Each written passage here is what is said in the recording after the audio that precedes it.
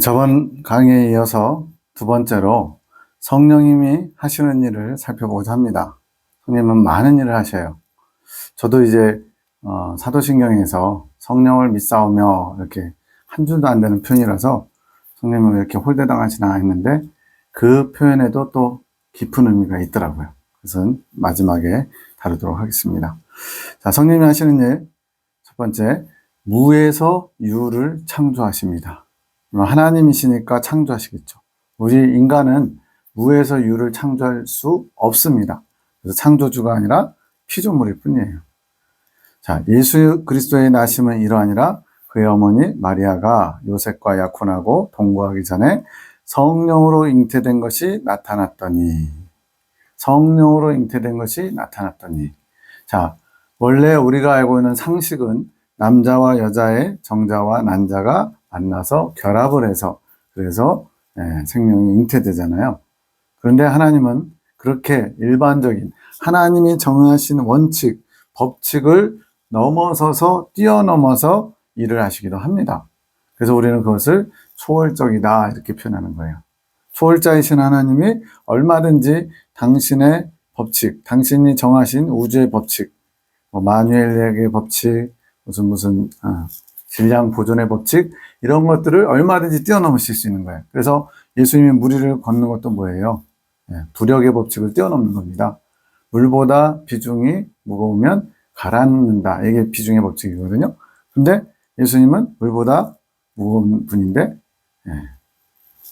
그렇게 걸어 다니셨잖아요. 이것처럼. 또 오병이어 기적도 질량 보존의 법칙. 요만큼이면 요만큼이어야 돼요. 어떻게 되든. 열량이 바뀌고 뭘 하든 요만큼이어야 되는데 남자 장정만 5,000명을 먹일 수 있는 어마어마한 그런 창조를 이루시죠.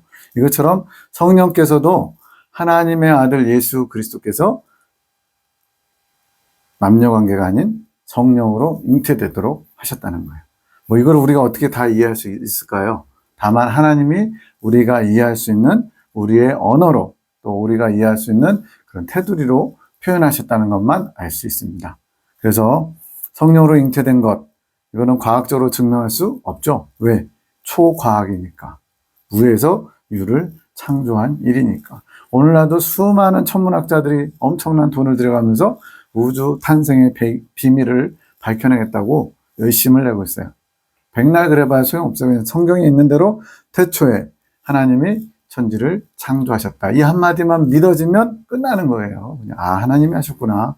하나님이 놀라운 일을 하셨구나. 빅뱅 이론이 됐든 뭐가 됐든 다 하나님이 하신 일 범주 안에 있다는 것을 우리는 기억해야 됩니다. 그래서 초월자 하나님이 얼마든지 당신이 정하신 법칙을 뛰어넘을 수 있다는 거, 우린 그것을 인정해야 됩니다.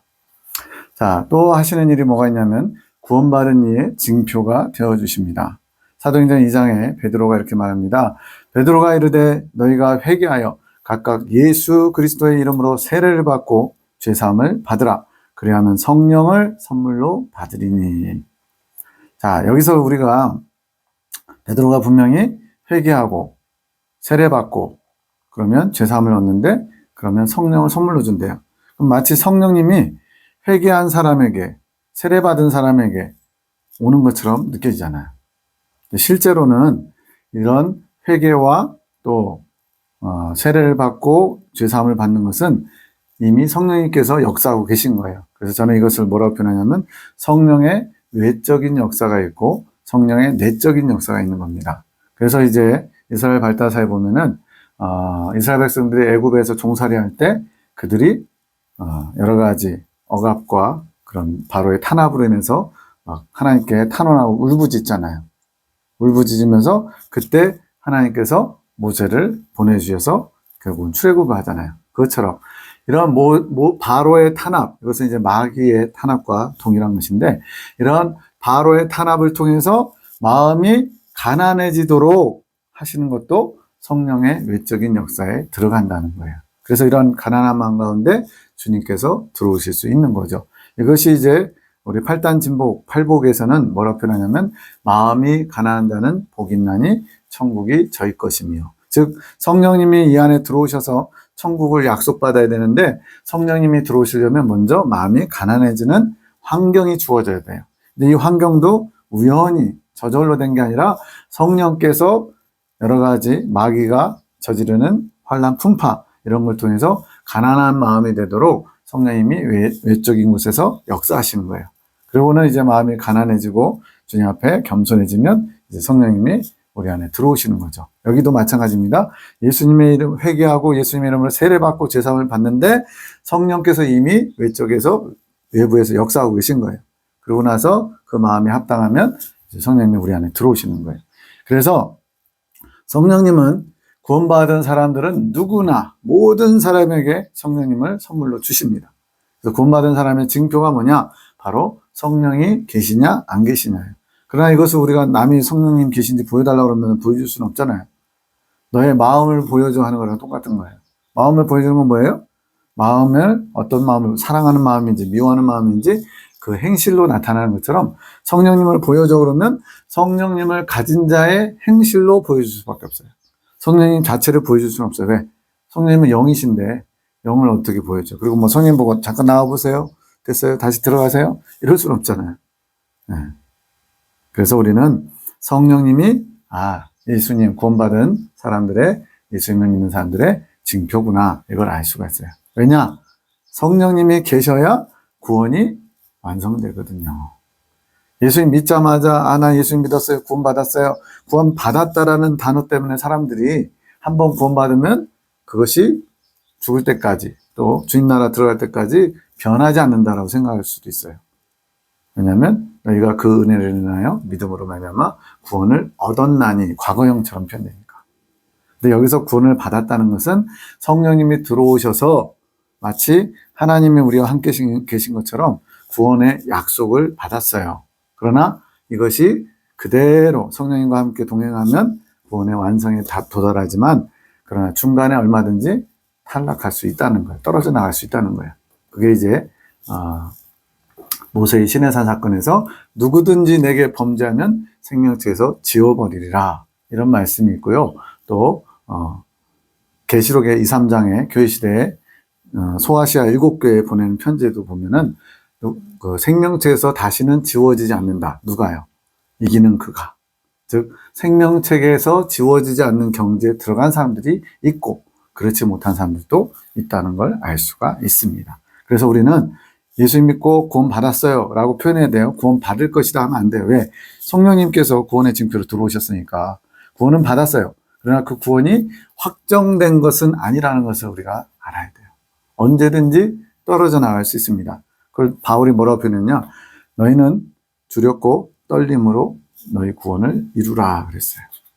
만약 구원 받았으면 확정됐으면 두렵고 떨림으로 구원을 이룰 일이 뭐 있어요? 구원을 이루라 그랬어요. 이루라.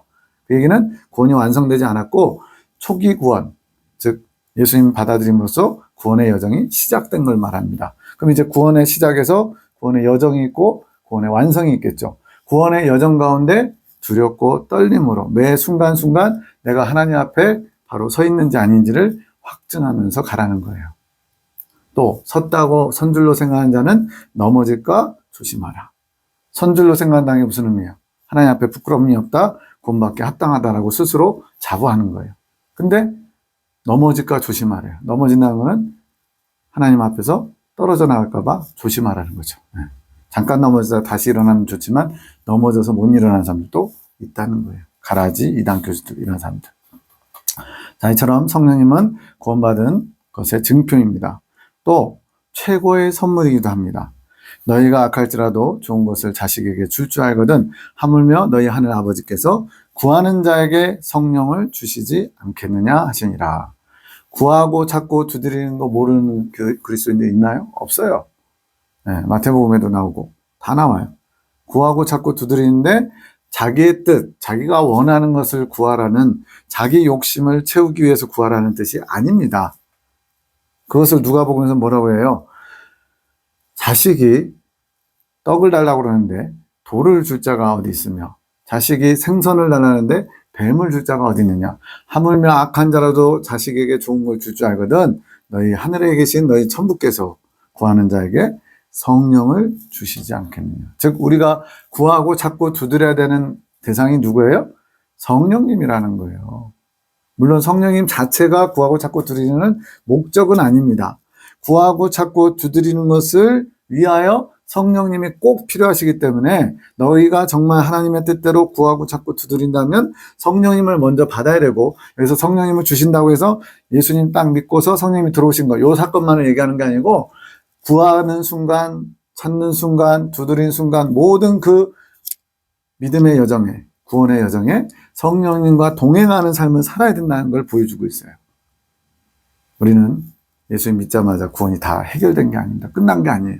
믿음의 여정을 가야 되고, 그 믿음의 여정에 믿음의 실체이신 성령님과 동행해야 됩니다. 믿음의 실체라는 표현은 여러분 이제 자주 듣게 되실 거예요. 왜냐하면 저도 믿음 그러면 좀 뭔가 막연했어요. 예수님의 십자가 죽으심을 믿으라는 건지, 부활을 믿으라는 건지, 뭐 예수님 믿으면 천국 간다는 걸 믿으라는 건지, 물론 다 포함하는 거예요. 예수님이 하신 일을 통해 하나님의 구원 계획, 우리를 향하신 뜻이 다 들어있죠. 근데 그것을 우리에게 알게 하시고 또 접목해서 이끌어 가실 분이 성령님이기 때문에, 그래서 우리가 믿는다라는 모든 믿음의 내용들이 다 어디에 들어있냐면 성령님께 있는 거예요. 그래서 믿음의 시작도 성령님, 믿음의 과정도 성령님, 믿음의 완성도 성령님. 이건 나중에 영적 성장론 할 때 자세히 다루겠습니다. 자, 또 하시는 일은 예수님의 피를 공급해 주십니다. 이건 뭐냐면, 내가 아버지께로부터 너희에게 보낼 보혜사 곧 아버지께로부터 나오시는 진리의 성령이 오실 때 그가 나를 증언할 것이다. 예수님을 증언한대요. 예수님이 어떤 일을 하셨는지. 예수님의 사역은 한마디로 속죄 은총의 사역입니다. 이 땅에 오셔서 십자가에 죽으신 사건이 우리의 죄 문제를 해결하시기에 오신 거예요. 하물며 영원하신 성령으로 말미암아 흠없는 자기를 하나님께 드린 그리스도의 피가 어찌 너희 양심으로 죽은 행실에서 깨끗하게 하고 살아계신 하나님을 섬기게 못하겠느냐. 그래서 그리스도의 피, 십자가에서 흘려주신 그 보혈의 피가 우리를 죽은 행실에서 깨끗게 하고 또 살아계신 하나님을 섬기는 천국에 가게 한다는 거예요. 근데 누구로 말미암아요? 영원하신 성령으로 말미암아. 이게 무슨 말이냐면, 예수님께서 우리 위해서 십자가에 죽으시고 그 보혈의 은총으로 말미암아 우리가 이제 죄 문제를 해결할 수 있게 됐어요. 말 그대로 은총이 준비된 겁니다. 이 은총을 사용할 수 있도록 은총을, 피를 공급해 주시는 분이 성령님인 거예요. 예수님 십자가에 2000년 전에 죽으셨잖아요. 그 보혈의 은총을 우리 안에 들어오신 성령님께서 우리가 죄 짓고 주님 앞에 회개할 때마다 성령님께서 피를 뿌려서, 마치 구약의 제사에서 피를 뿌려서 정결케 한 것처럼 우리를 성령님께서 예수님의 피를 공급해 주셔서 정결케 하신다는 얘기입니다. 그거를 우리는 상번제의 삶이라 그래요. 상자는 항상.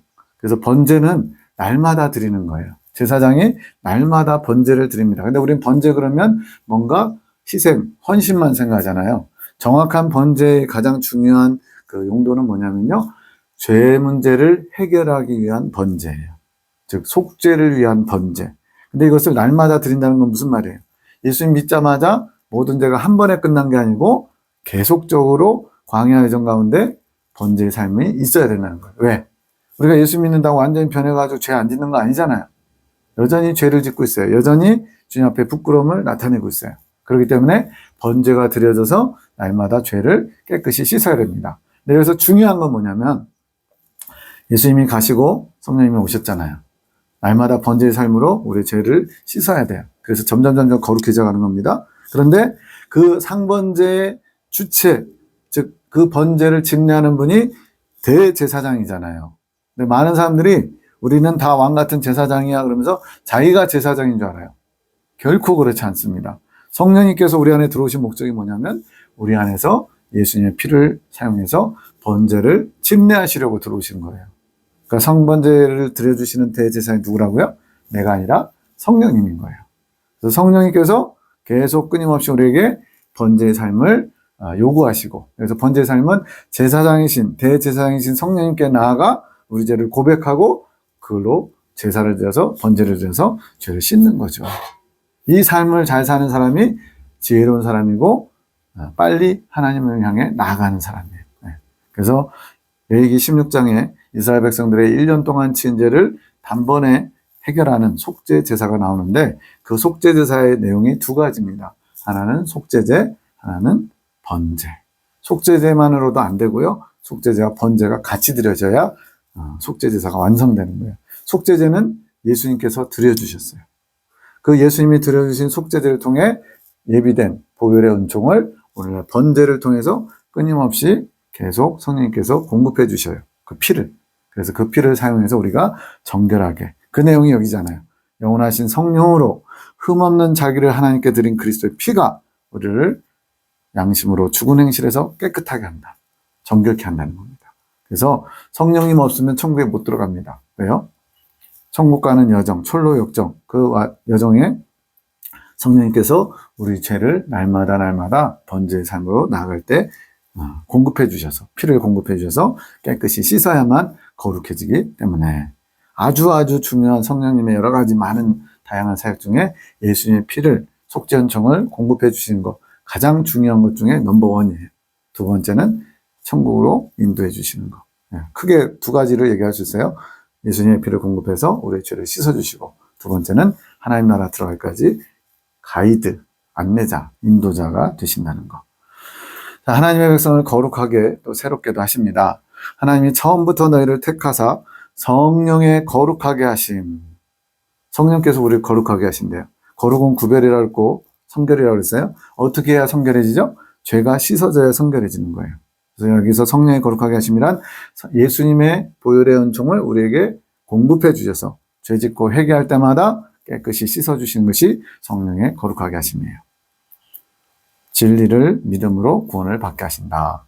우리를 구원하시되 우리가 행한 바 의로운 행위로 말미암지 아니하고 오직 그의 긍휼하심을 따라 중생의 씻음과 성령의 새롭게 하심으로 하셨나니, 중생에 대한 해석은 교단마다 다르고 그러니까 복잡하고요. 성령의 새롭게 하심. 왜 성령께서 우리를 새롭게 하시려고 그래요? 새 나라에 가야 되니까.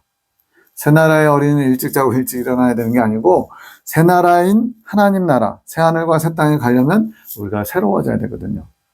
그래서 누구든지 그리스도 안에 있으면 새로운 피조물이라고 그랬죠. 그리스도 안에 있으면이라는 표현이 아주 중요한데 이거 하나만 가지고도 2-3시간 해야 되니까 나중에 하고요. 성령의 새롭게 하심이란 하나님 나라, 새로운 새 하늘과 새 땅에 들어갈 준비를 시키는 거예요. 위에서 말한 거룩과 같은 의미입니다. 천국은 모든 게 다 새로워요. 새 하늘, 새 땅, 새 노래, 새 생명. 이런 곳에 들어가기 위해서는 반드시 성령의 역사하심이 있어야 돼요. 또 천국의 유업을 나눠주시는 분, 이 부분은 제일 마지막에서 좀 다룰 건데, 성령과 신부가 말씀하시기를 오라 하시는도다. 듣는 자도 오라 할 것이요 목마른 자도 올 것이요 또 원하는 자는 값없이 생명수를 받으라 하시더라. 자, 이건 계시록 마지막 거의 마무리 단계에서 하는 말인데, 성령과 신부가 초청하고 계세요. 듣는 자, 목마른 자, 원하는 자 와서 값없이 생명수를 받아라. 그래서 생명수를 받는다는 건 하나님 보좌로부터 천국을 적시는 생명수가 흐릅니다. 이게 이제 모형인 이스라엘 땅의 가나안 땅, 거기도 그렇지만 예전에 에덴 동산에서 4개의 강이 발원하죠. 기온, 비손, 유브라데, 히데겔. 이 4개의 강이 천국의 생명수 강을 모형적으로 보여주는 거예요. 즉 하나님 보좌부터 생명의 강이 흐르는 겁니다. 이 생명의 강을 받으라는 얘기 뭐예요? 생명수 받고 다시 가. 이게 아니고 바로 천국을 유업으로 얻는 거예요. 그 생명수 강이 온 천국을 다 흐르거든요. 그래서 구약에 보면 그 두 딸이 이제 우리도 기업을 달라고 이제 말 그대로 소송을 걸죠. 그랬더니 윗셈과 아랫셈을 줬다 이런 내용 나오거든요. 그 얘기 뭐냐면 셈을 중심으로 목축업을 하기 때문에 또 농사를 짓는데 그 지역은 물이 귀해요. 우리처럼 수도꼭지 틀면 나오는 데가 아니라서 물이 있는 지역, 물의 근원이 있는 지역이 그 주변에 미치는 데까지가 그 물샘을 주면 그 땅을 차지하게 되는 거예요. 그래서 물을 중심으로 지금 우리나라도 한강을 중심으로 거대하게 이렇게 있잖아요. 무슨 낙동강 해가지고 강 주변에는 사람들이 모여 사는 것처럼 이런 생명수가 흐르는 곳, 이 천국을 유업으로 주시겠다는 겁니다.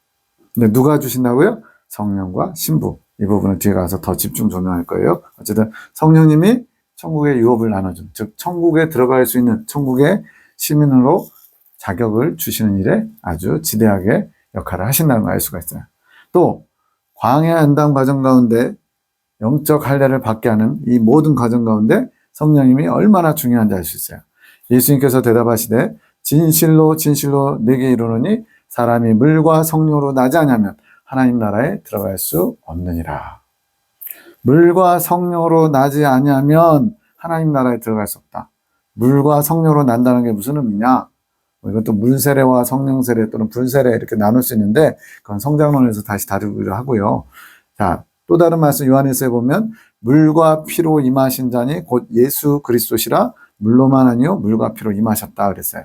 물과 피로 임하신 자 예수 그리스도 위에 물과 성령이라고 그랬죠. 즉 예수님의 물과 피를 다 쏟아서 돌아가셨잖아요. 예수님의 물과 피를 쏟은 그 보혈의 은총을 성령께서 공급해서 오늘날 우리가 하나님 나라에 들어갈 수 있다는 의미를 이렇게 표현한 거예요. 이거는 굉장히 깊어서 잘 이해를 해야 됩니다. 예수님께서 물과 피로 임하셨다. 예수님의 속죄 은총을 힘입어 우리가 하나님 나라에 들어가야 되는데 그것을 공급해 주신 분이 성령님이시기 때문에 이렇게 예수님과 성령의 사역으로 하지 않으면 하나님 나라에 들어갈 수 없다는 거예요. 예수님 잘 믿는다는 것은 성령님을 잘 모시고 그분의 인도하심 따라 그분이 공급하시는 그런 은총들을 누리면서 하나님 나라에 들어갈 준비를 하는 거예요. 그래서 누린다는 것은 잘 사용하는 겁니다. 뭐를요? 예수님의 속죄 은총, 보혈의 은총을.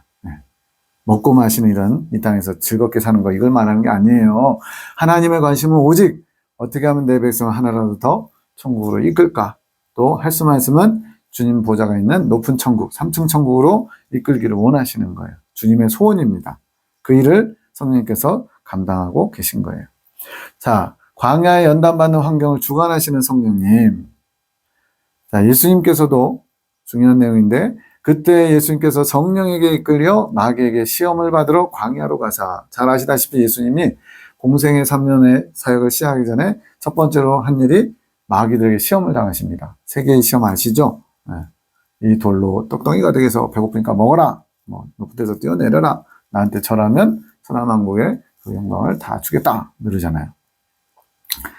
이러한 시험을 받는데 성령에게 이끌려. 성령님이 예수님을 좀 미워해서 마귀에게 데리고 간 건 아닐까요? 인간적으로 생각하면 그렇게 보일 수도 있어요. 자, 성령님께서 마치 시험 출제자. 그래서 마귀에게 시험을 받을 수 있도록 광야로 이끌렸다는 거예요.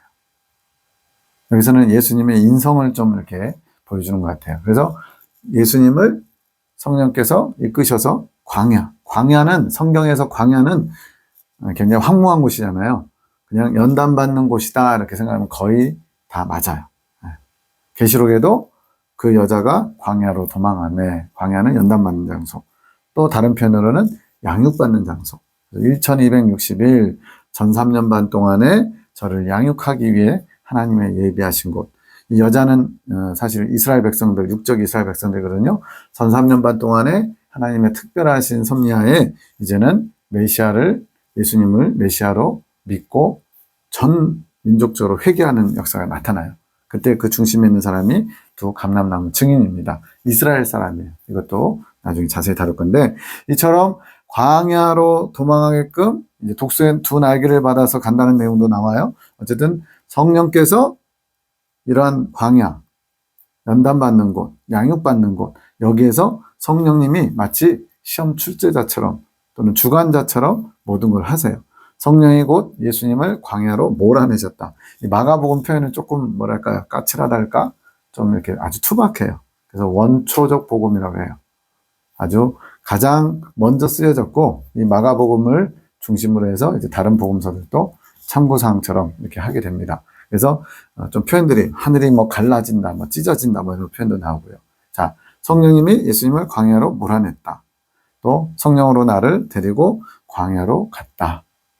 계시록에서는 이제 요한을 얘기하는 겁니다. 자, 광야, 즉 연단받는 곳, 또 좋은 의미로는 양육받는 곳, 하나님 백성이 거룩해지는 가는 곳. 이것을 다 누가 지금 주관해서 하시냐? 성령님이 하신다는 거예요.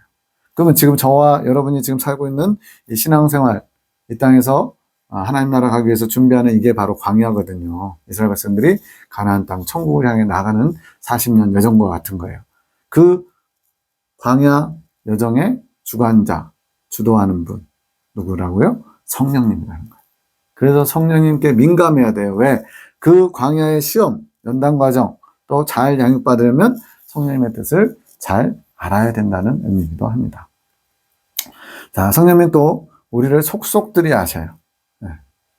우리가 부부가 돼도 5년, 10년 만에 새로운 모습을 보거든요. 저 사람에게 이런 모습이 있었어? 라고. 대화도 안 하면 더 심하겠죠. 근데 주님은, 성령님은 우리 안에 그것을 다 아셔요. 아까 처음에 앞에서 말씀드린 것처럼 아나니아야 어찌하여 내가 사탄이 내 마음에 가득하여 내가 성령을 속이고 땅값을 말을 감추었느냐. 베드로가 신령해서 이걸 알게 된 게 아니고요. 베드로 안에 계신 성령님이 아나니아 안에 있는 성령님이 알게 하신 거예요. 그래서 아나니아가 마음속에 사단의 생각, 즉 아까운 마음, 뭔가 욕심을 차리고자 하는 마음을 알게 하셔서 이렇게 땅값 얼마를 감춘 걸 아는 겁니다. 어떻게 알게 되신다고요? 우리 안에 들어와 계시니까. 제가 여러분 앞에 인자하게 웃고 있으면 제가 좋은 사람처럼 보이겠죠. 속으로는 막 울퉁불퉁하고 분노하고 막 원망하고 있어요. 그런 것처럼 속에 있는 거는 알 수가 없습니다. 근데 우리 안에 성령님이 들어오셨기 때문에 그것을 잘 아신다는 거예요. 또 은혜를 전달해 주십니다. 우리가 세상의 영을 받지 않냐고 오직 하나님께로부터 온 영을 받았다. 이 하나님께로부터 온 영이 뭐예요? 성령님이죠. 이는 우리로 하여금 하나님께서 우리에게 은혜로 주신 것들을 알게 하시려고. 자, 하나님께로부터 주어진 건 다 은혜예요. 100% 다 은혜입니다. 왜? 우리가 하나님께 뭔가를 잘해서 공로가 있어서, 물론 이제 잘하면 상급을 받지만 그런 상급 말고요. 잘해서 받는 거 말고 그냥 하나님이 우리를 불쌍히 여기시면서 주신 것들. 그게 다 은혜죠. 믿음도 은혜입니다. 믿음을 선물로 주시는 거예요. 은혜도 은혜지요. 그냥 하나님이 다 은혜로 값없이 주시는 거예요. 예수님의 속죄원증도 은혜입니다. 성령님도 은혜입니다. 최고의 선물이라는 표현 썼잖아요. 이처럼 하나님께서 우리에게 주신 것들을 우리가 잘 알려면 성령님이 알려주셔야 된다는 거예요. 성령님이 안 가르쳐 주시면 내가 잘나서 그런 줄 착각해요. 많은 가라지들이 왜 나와요? 처음에는 성령으로 시작했다가 나중에 육체로 마치는 거예요. 갈라디아서 바울의 표현처럼. 즉 처음에는 성령님의 능력으로 은사로 하다가 점점 자기가 높아지면서 자기 것처럼 성령의 것을 자기 것처럼 하면서 주인 행사하다가 성령님이 탄식하며 떠나시고 그 자리를 이제 마귀가 차지하는 거죠. 은혜를 은혜답게 아는 사람, 귀한 걸 귀하게 아는 사람을 주님이 또한 귀하게 보십니다. 장래일을 알게 하신다. 그 붙인 사가랴가 성령의 충만을 받아 예언하여 이르되. 사가랴는 누구예요? 세례 요한의 아버지거든요. 지금 세례 요한을 이제 낳기 전에 이러한 것들을 이야기하는 거예요. 성령의 충만을 받아 예언을 했다. 또 아가보라는 한 사람, 사도행전에 나오는 그 유명한 아가보 있죠. 성령으로 말하되 천하에 큰 흉년이 들리라 하더니 글라우디오 때에 그렇게 되니라. 마치 예전에 엘리야가 3년 동안 기근이 있을 것이다 했을 때 된 것처럼. 그러니까 구약에만 그런 역사가 있는 게 아닙니다. 신약 시대. 초대교회 때만 있는 게 아닙니다. 지금도 있을 수 있습니다. 근데 전에 제가 어떤 강의에서 뭐라고 그랬냐면 기적이 일어나야만 하는 상황에서 기적이 일어나는 거예요. 기적 없이도 얼마든지 우리가 할 수 있는 것은 그냥 하게끔 하십니다. 필요에 의해서 하나님의 뜻이 나타나기 위해서 그래야 하나님이 하셨다라고 얘기하니까. 그래서 지금은 초대교회처럼 마지막 때고 성령께서 강력하게 역사하셔야 할 때이기 때문에 이런 일들이 이제 나타나게 될 거예요. 세상은 온통 기근과 재앙들, 전쟁과 모든 것들, 많은 것들이 파괴하는 또 사람을 망가뜨리는 그런 일들이 있는데 하나님께서 또 그와 반면에 성령의 사람들을 사용해서 강력하게 또 복음이 전파되도록 또 믿음의 사람들을 이끌어주는 일들이 나타나게 될 겁니다. 또 예언은 언제든지 사람의 뜻으로 낸 것이 아니요 오직 성령의 감동하심을 받은 사람들이 하나님께 받아 말한 것입니다. 요한일서에 있는 말씀인데 기록된 예언은 뭐예요? 성경이죠. 그것도 하나님의 감동으로 되었다 그랬죠. 여기서는 성령의 감동하심을 받아 하나님께 받은 것을 말하는 자들, 우리는 이를 선지자라고 합니다. 예언자, 선지자. 즉 그들도 자기 생각을 얘기하는 게 아니고 뭘 연구했더니 천문학을 연구했더니 뭐가 있더라 이런 게 아니고 성령께서 알게 하셔서 그래서 성령님은 장차 될 일도 알게 하십니다. 또 의롭고 경건한 이와 함께 하시는 성령님, 그 유명한 시므온, 제가 좋아하는 분입니다. 예루살렘에 시므온이라는 사람이 있으니 이 사람은 의롭고 경건하여 이스라엘의 위로를 기다리는 자라 성령이 그 위에 계시더라. 예수님의 어린 시절 탄생과 더불어서 안나라고 하는 나이 많으신 선지라고 할 수 있을까요? 그분은 신실하신 분이 있고 여기 또 시므온이라는 분이 있어요. 이분도 나이가 많으신 것 같아요. 이스라엘의 위로를 기다린다. 죄의 압제 아래서 고통당하는, 물론 로마의 압제도 있지만 죄로 말미암아 신음하는 이스라엘 백성들에게 하나님의 큰 자비와 구원을 내려주십사 끊임없이 오랫동안 기도한 것 같아요. 그래서 의롭고 경건하다. 주님이 인정해 주십니다. 그 사람에게 성령이 그 위에 계시다. 아니, 우리는 성령이 안에 들어와 계시는데 이분은 위에 계시다네요. 여기서 이 표현은 물론 오순절 성령의 강림, 그 사건 이전인 것도 있을 수 있지만, 그러나 여기서는 성령님께서 함께 하시는 분이라는 그런 의미로 받아들여야 됩니다. 성령이 함께 하시는 분이 어떤 분이에요?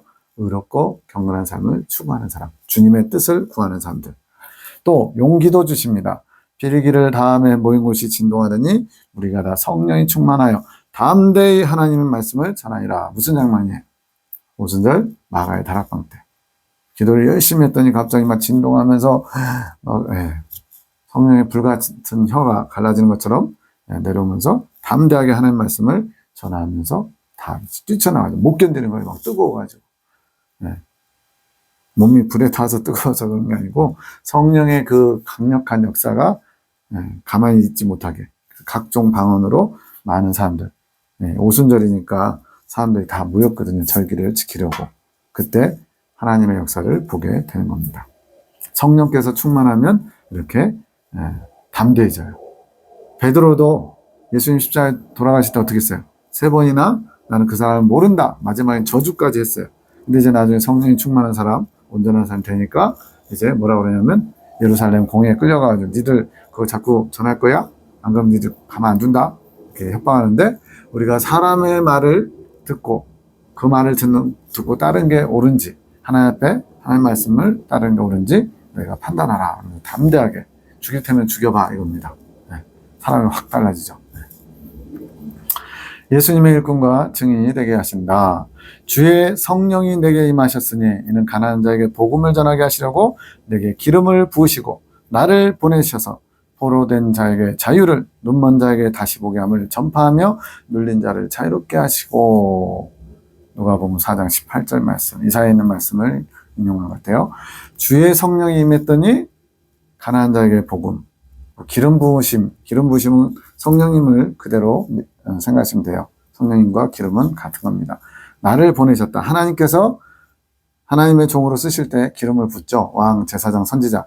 이 기름은 성령님을 상징하는데 이 성령님께서 임하시면 이제 포로된 자에게 자유를, 눈먼 자에게 다시 보게 함을, 눌린 자에게 자유롭게 하는 놀라운 일을 할 수 있습니다. 그래서 우리가 주님께 쓰임받고 싶은 마음 다 있잖아요. 누구든지. 주님께 받은 은혜가 감사해서 또 남은 생에 주를 위해 살고 싶은 마음이 다 있어요. 그러면 뭐 하면 돼요? 성령님께 내 안에 들어오셔서 강력하게 역사하시도록. 이런 일들이 오늘날도 일어날 수 있습니다. 오직 성령이 너희에게 임하시면 너희가 권능을 받고 예루살렘과 온 유대와 사마리아 땅끝까지 이르러 내 증인이 되리라 하시니라. 성령이 임하시면 권능을 받고, 성령님의 능력 취급받는 이유가 여기 있어요. 성령님이 임하시고 성령님의 나타나면 권능이 임하거든요. 권능의 역사가 있거든요. 근데 이 성령의 권능을 자기 것처럼 사용하면 망하는 자가 되고, 주님의 뜻대로 사용하면 주님의 증인, 주님의 쓰시는 사역자, 주님의 일꾼, 참종이 될 수 있습니다. 성령이 계셔야 돼요. 성령이 우리를 강하게 이끌고 가셔야만 합니다. 또 성부 하나님의 대언자이십니다. 진리의 성령이 오시면 그가 너희를 모든 진리 가운데로 인도하시리니. 자, 제가 아까 성령님의 가장 큰 사역 2가지를 뽑으라면 예수님의 속죄 은총을 공급해서 우리의 죄를 씻어주시는 일, 또 하나는 우리를 하나님 나라로 인도하시는 인도자. 여기 나오는 거예요. 너희를 모든 진리 가운데로 인도하시리니 그가 스스로 말하지 않고 오직 들은 것을 말하며 장래일을 너희에게 알리시리라. 성령님이 누구에게 들었을까요? 우리에게 들었을까요? 아마도 성부 하나님의 뜻. 네. 그래서 우리는 성부, 성자, 성령 여러분 약간 급을 잠깐 두는데 모르겠어요. 조금의 어떤 차이는 있어요. 예수님도 성부 하나님께 순종하거든요. 근데 어쨌든 성부 하나님의 뜻을 받들어 들은 것을 우리에게 전해준다는 겁니다. 하나님의 영 외에는 하나님을 누가 깊은 것을 알 수 있겠냐고 아까 살폈잖아요. 그것처럼 우리에 대한 증언자가 되시기도 합니다. 성령이 친히 우리 영과 더불어 우리가 하나님의 자녀인 것을 증언하시나니. 누구에게 할까요? 하나님 나라 들어갈 때 성령님이 이는 하나님의 자녀입니다를 성령님께서 안에 계셔서 천국을 통과할 수 있는 거예요. 천국 아무나 들어가는 거 아닙니다. 이 안에 성령님이 계셔야 돼요. 왜 계셔야 되는지는 나중에 다음 강의에서 말할 겁니다. 하나님의 자녀인 것을 증언하신다. 성령님 없으면 하나님 자녀가 아닌 거예요. 그래서 우리는 내 안에 성령님이 계신지 늘 끊임없이 살펴야 됩니다. 막 조바심 내면서 살펴하는 게 아니고 내가 지금 성령님과 잘 동행하고 있는지, 주님이 내 안에서 마음껏 자유롭게 역사하고 계신지 그걸 보라는 거죠. 우리를 불쌍히 여기시는 분입니다. 온 유대와 갈릴리와 사마리아 교회가 평안하여 든든히 서가고 주를 경외함과 성령의 위로로 진행하여 수가 더 많아지니라. 초대교회는 그렇게 썩 부자가 아니었어요. 대체로 가난했습니다. 그래서 구제연금을 기근이 들어가서 구제연금을 막 바울이 모금하러 이방교회를 다니고 그랬어요. 그런 데는 막 바닷가 고린도 교회라든가 이런 데는 다 잘 살았거든요. 그래서 모금을 해서 보냅니다. 이런 어려움 속에 있는 또 초대교회 또 박해를 받을 거 아니에요. 유대교회에서 자꾸만 변절자라고. 그래서 그런 어려움 속에서 성령의 위로가 있어요. 우리도 성령을 받은 자라면 누군가에게 위로자가 돼야 됩니다. 남의 것을 조금이라도 뺏어오려고 내 것 만들려고 애쓰지 마시고 이제는 성령님이 내 안에 계시다면 위로하는 자가 돼야 돼요. 긍휼히 여기는 자는 긍휼히 여김을 받을 것이며 팔단지복이 나오죠. 긍휼히 여김을 받아서 긍휼히 여기지 마시고 긍휼히 여기는 우리 모습을 보고 주님께서 우리도 긍휼히 여기신다는 거예요. 물론 그 이전에 예수님께서 우리를 긍휼히 여기셔서 당신이 십자가에 죽어주셨잖아요. 그거면 충분하지 않겠어요? 나를 위해서 목숨까지 내주셨는데 우리도 성령님을 받은 자로서 성령의 위로를 대신 전하는 자. 내가 하는 게 아닙니다. 성령의 위로를 내가 먼저 받았고 그 위로를 나눠주는 통로로 쓰임받아야 되는 거예요. 내가 가는 곳마다 분열이 있고 가는 곳마다 다툼이 생기고 가는 곳마다 멀쩡했던 사람들이 이상해지고 이거는 문제가 있는 거예요. 내가 가는 곳마다 평화가 있고 내가 가는 곳마다 변화가 있고 내가 가는 곳마다 평강이 임해야죠. 이와 같이 성령도 우리의 연약함을 도우신다. 우리가 연약하다는 걸 아셔요. 여기서 연약하다는 건 몸이 허약하다는 얘기가 아니고 하나님 뜻대로 살지 못하는 부족한 부분, 부끄러운 부분들이 많다는 걸 아신다는 거예요. 그래서 도와주신대요. 마땅히 기도할 바를 알지 못하지만 정작 하나님 앞에 어떻게 기도해야 되는지 어떻게 하나님을 섬겨야 되는지도 잘 모른다는 겁니다. 그런데 성령께서 말할 수 없는 탄식으로 저는 이 표현에서 성령님의 자비와 긍휼을 많이 느껴요. 인격적인 성령님. 우리를 위해 친히 간구하신다.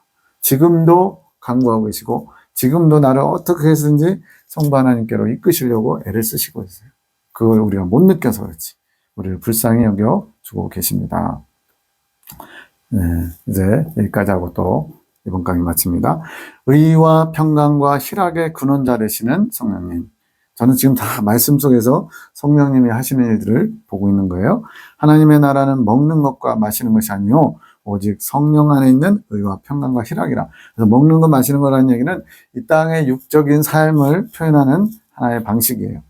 즉 하나님 나라에 들어가는 것은 이 육적인 삶을 잘 사는 거가 아니고 성령 안에 있는 의와 평강과 희락을 누리는 그곳이 하나님 나라라는 거예요. 우리는 와이키키 해변이나 이런 데 몇백만 원 들여서 500만 원 들여서 신혼여행 가면 거기가 천국이다 이러는데 그런 땅의 좋은 장소는 천국과 비교할 수 없어요. 진짜로. 가보진 않았지만 저는 이제 믿음으로 그걸 알아요. 천국의 가장 안 좋은 곳, 이제 3층 천으로 말하면 이제 1층 천의 변두리, 거기도 여기 이 땅의 와이키키 해변보다 좋을 것 같아요. 그래서 하나님 나라는 이런 먹고 마시는 육적인 즐거움이 있는 곳에 하나님 나라가 있는 게 아니라 우리 안에 있는 성령님께서 갖고 계시는 의와 평강과 희락을 우리가 누리는 것입니다. 즉 성령님은 우리에게 의와 평강과 희락을 주고 싶어 하는데 우리가 그거를 자리를 안 만들어 드린 거예요. 왜? 다른 걸로 채우고 있거든요. 내 욕심을 따라서 이 땅에 속한 것들을 채우고 있어서. 주님은 주고 싶어 하셔요. 끊임없이 주고 싶어 하셔요. 또 소망을 주시는 분입니다. 소망의 하나님이 모든 기쁨과 평강을 믿음 안에서 너희에게 충만하게 하사 성령의 능력으로 소망이 넘치게 하시기를 원하노라. 바울이 이제 인사말로 이제 축복하는 건데, 성령의 능력으로 소망이 넘치도록. 자, 이 땅에선 좀 힘들고 어려울 수 있어요. 몸이 안 좋거나 돈이 부족하거나 어떤 사람들이 나를 힘들게 괴롭힐 수 있어요. 그런데 그런 가운데서도 내 안에 계신 성령님께서 권능을 발휘하시면 소망이 넘친다는 거예요. 이 땅의 소망일까요? 아니겠죠. 천국에 대한 소망이 넘쳐서 기쁨과 평강이 충만할 수 있다는 거예요. 그러니까 다른 사람이 봤을 때는 저 사람 와, 나 같으면 그냥 자살한다 할 정도로 너무나 힘들고 어려운 상황인데 그 사람은 오히려 기뻐하고 감사하고 만족하고 막 그래요. 아니 당신 왜 이렇게 정말 나 같으면 죽을 것 같은 그런 상황인데 기뻐하십니까? 예, 제 안에 성령님께서 제게 기쁨을 주시고 평강을 주시고 하늘나라에 대한 소망이 있기에 저는 낙심하지 않습니다. 네. 그래서 요한에슬레 잘 아시죠? 감리교 창설자 그 목사님도 학교 수의가 어떻게 보면 이제 사회적 약자거든요, 그 당시에. 근데 학교 수의가 너무나 평강한 거 보고서 깜짝 놀랐다는 거예요.